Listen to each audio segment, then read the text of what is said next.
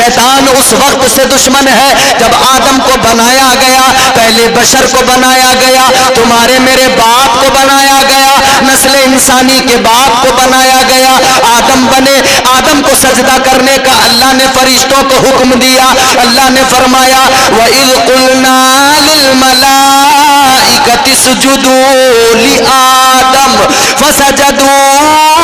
إِلَّا إِبْلِيسَ، اللہ نے فرشتوں کو حکم دیا آدم کو سجدہ کرو، سارے فرشتوں نے سجدہ کیا، شیطان نے نہیں کیا، ابلیس نے نہیں کیا، اللہ نے لعنت کا توق گلے میں ڈال دیا، مردود بنا دیا، اپنی بارگاہ سے نکال دیا، فرمایا دفع ہو جا، اب یہ بن گیا دشمن حضرت آدم کا، کہنے لگا مولا میں آدم کا دشمن ہوں، آدمیت کا دشمن ہوں، میں انسان کا دشمن ہوں، اور مولا تجھ سے میری گزارش ہے یا اللہ تجھ سے ایک معروضہ ہے، اللہ نے فرمایا بول کیا کہنا چاہتا ہے، لعنت کا توق گلے میں پڑ گیا، ابلیس بن گیا، لیکن اللہ سے مانگ رہا ہے، اللہ نے فرمایا بول، کہنے لگا مولا میری عمر کو بڑھا دے، میری عمر کو لمبا کر دے، اللہ نے فرمایا ٹھیک ہے تیری عمر کو طویل کیا جاتا ہے، کتنی لمبی عمر اللہ نے کر دی، اللہ نے فرمایا جا جا شیطان جا، جب قیامت کا پہلا سور پھونکا جائے گا تب تک کی تجھے عمر دی جاتی ہے، اللہ نے عمر طویل کر دی، اب آگے بڑھو، اللہ کی بارگاہ میں کہنے لگا قال فبعزتک لأغوینہم اجمعین، اللہ کی بارگاہ میں کہنے لگا اے مولا مجھے تیرے عزت و جلال کی قسم ہے جب تک میں زمین پر رہوں گا، جب تک دنیا میں رہوں گا انسان کو بہکاتا رہوں گا، اللہ کی عزت و جلال کی قسم کھائی، قال فبعزتک لأغوینہم اجمعین، کا بہکاتا رہوں گا، تو یہ ہے ازلی دشمن، تو اس نے ادھر اللہ کے بارگاہ میں قسم کھائی تو کام بھی فوراً شروع کر دیا، اب اس نے کہا مجھے بہکانا ہے انسان کو، اس نے کہا یار میں جنت میں آتا جاتا تھا، مجھے نکال دیا گیا، کس کی وجہ سے؟ آدم کی وجہ سے، تو اب میں آدم کو بھی جنت سے نکالوں، تو اس نے کہا اب کیسے نکالوں، جنت میں تو جا نہیں سکتا، تو کیسے کروں؟ اچھا میری بات جو ہے نا تھوڑی سی طویل ہو رہی ہے، میں اسے بہت جلدی نیچے لاؤں گا سمیٹ کے، مگر ضمناً بات آ رہی ہے تو میں عرض کر رہا ہوں، ابھی میں اپنی گفتگو کا پہلا ٹکڑا بیان کر رہا ہوں، منہا خلقناکم، اس زمین سے، اس مٹی سے اللہ نے پیدا کیا، پھر اگلے ٹکڑے پہ ہم آئیں گے، پھر اسی میں ملنا ہے، شیطان لگ گیا کام پہ، کیا کرنا ہے؟ کہنے لگا مجھے آدم کو بہکانا ہے، اس نے تو قسم کھائی تھی نا انسان کو بہکاؤں گا، تو پہلے ہی انسان کو بہکانے کی کوشش کرنے لگا،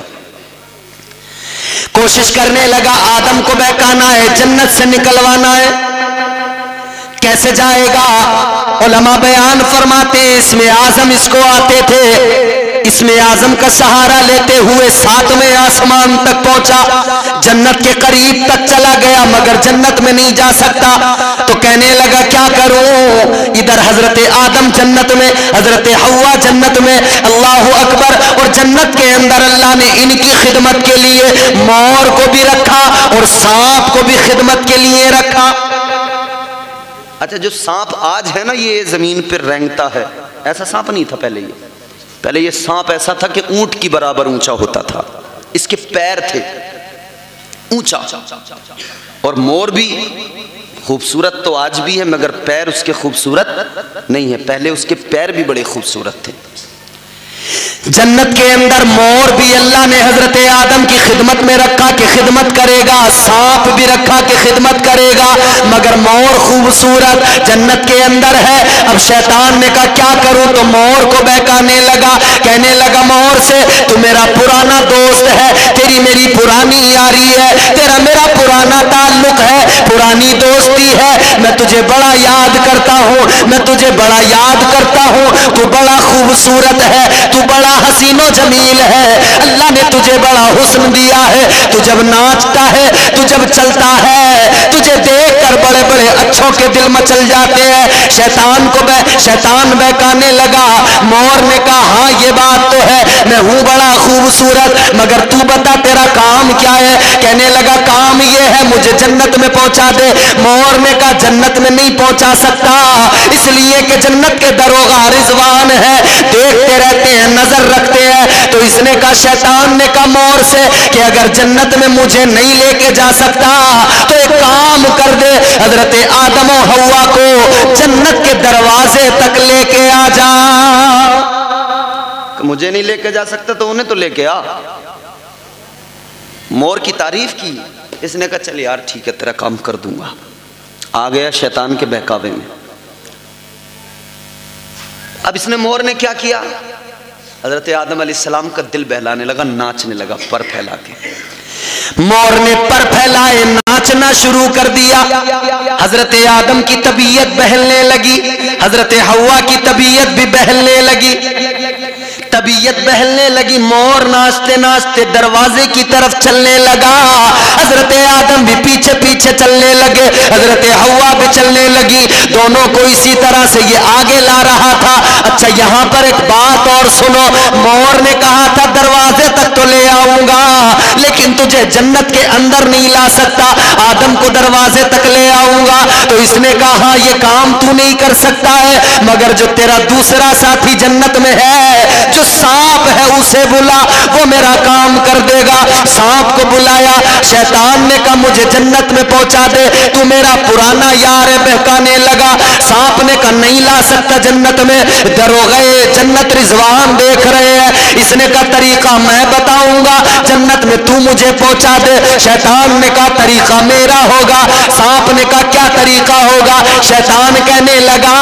تو اپنا منہ کھول دے، میں تیرے منہ میں بیٹھ جاؤں گا،